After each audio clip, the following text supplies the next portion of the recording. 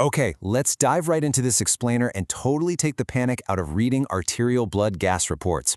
Seriously, if you've ever stared at a printout full of complex numbers and chemical symbols and felt that immediate wave of confusion, you are absolutely not alone. But today, we're going to simplify the whole shebang. We'll be using a foolproof decoder ring from our source material called the Pyramid. It's this beautifully structured guide that literally transforms a daunting medical task into a straightforward, super logical sequence. Right off the bat, is it acidosis or alkalosis? This is the first, honestly kind of overwhelming question every healthcare pro faces when handed an ABG printout. I mean, it sets the entire stage for patient care, right? Are we dealing with way too much acid or too much base?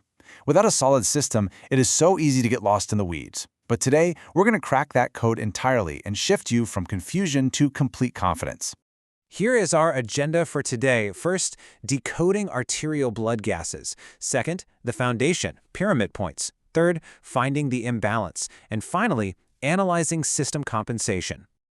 Let's start with Part 1, Decoding Arterial Blood Gases, Cracking the Medical Code. Now, our source material makes this incredible promise right out of the gate, and I quote, "If you can remember the following pyramid points and pyramid steps, you'll be able to analyze any blood gas report." Just think about how powerful that is. By relying on just a few structured, totally invariable rules, it takes the guesswork completely out of the equation. You won't have to rely on some gut feeling anymore. You literally just follow the pyramid. Moving right along to Part 2, the foundation, pyramid points, the keys to the code. So, the absolute cornerstone of your analysis is always the pH level. And it's wonderfully straightforward. A decreased pH always means acidosis, and an elevated pH always means alkalosis. There's no gray area here whatsoever. You look at the pH, and boom, it instantly splits your diagnostic path in two directions. Next up, we clearly label the two main actors in our biological system. Think of these like the dials on a machine. PaCO₂ is the dial that tracks the respiratory side, basically how the lungs are functioning in this balance. On the flip side, the bicarbonate ion, or HCO₃-, tracks the metabolic side, representing the kidneys and metabolic processes. Knowing which indicator matches which system is absolutely essential for the steps that follow. All right, Part 3, finding the imbalance, the decipher sequence.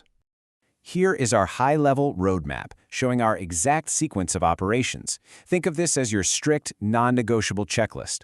Step 1, you isolate the pH. Step 2, you check your respiratory indicator. Step 3, you check your metabolic indicator. Skipping ahead or mixing up this order? Yep, that's exactly where mistakes happen. So we are going to adhere to this roadmap flawlessly.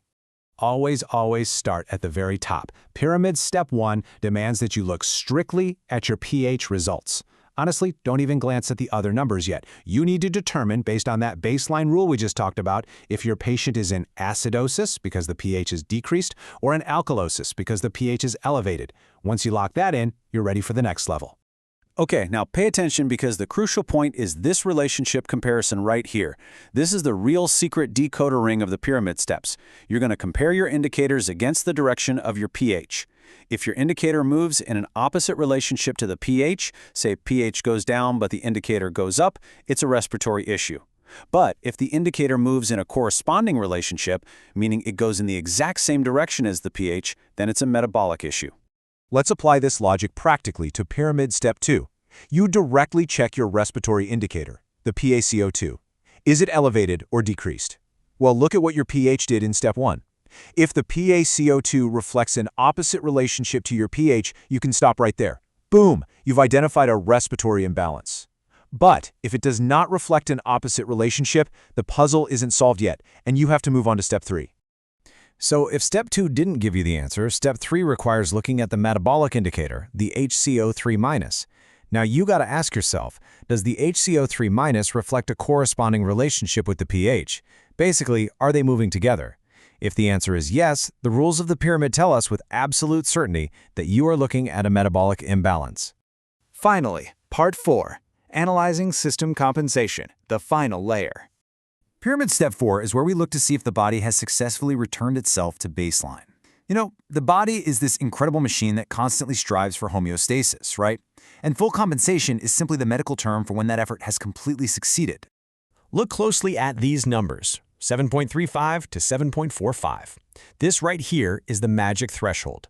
According to our source, full compensation has explicitly occurred if and only if the pH has returned to this specific normal range. Literally, even if the other indicators are wildly out of bounds, if the pH is between 7.35 and 7.45, the body has fully compensated for the imbalance.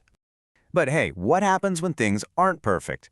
If you check the pH and you aren't seeing those magic numbers, you know for sure full compensation hasn't happened yet. In that case, you have to cross-check your specific indicators to figure out the current state of partial or uncompensated conditions. For this final cross-check process, if you determined earlier that you have a respiratory imbalance, you're going to look at the opposite system's indicator, the metabolic HCO₃-, to determine the state of compensation. Conversely, if you have a metabolic imbalance, you look at the respiratory PaCO₂. It's a really elegant system. You're always checking the other system to see if it's stepping up to help balance the scales. Now that you've got the complete decoder ring, and you see how mathematically predictable these blood gases can be using the pyramid, I want to leave you with this thought.